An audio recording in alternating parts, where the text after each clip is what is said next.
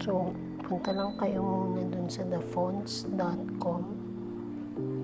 Ayan. Tapos, dito marami kayong choices ng iba't ibang mga fonts. Makikita ninyo, pwede kayong mag-search ng iba't ibang klase ng fonts.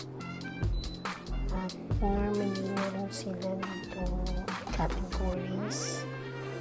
Ayan, makikita ninyo may mga fancy, merong mga foreign looks, and old school. Ito yung mga, pero pinakasikat yung handwritten ones.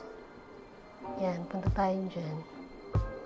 Yan ang pinaka-favorite ko. Try natin itong shoreline. Try natin i-download. So, just press download.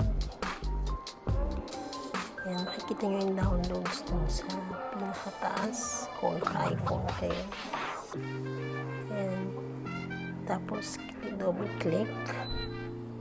Tapos, dito sa pinaka-lower bottom, click lang. Tapos, choose natin yung capcut. Tapos, import natin sa capcut.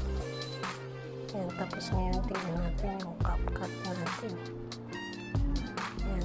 Mag-start lang tayo ng bagong file para ma-check kung nag-work. Ayan. Mag-type lang ako. Tignan natin. Sometimes, hindi siya nag-work agad. Ayan. Hanapin nyo lang siya dyan sa downloads. Click nyo yung add button, yung plus sign sa tabi ng fonts.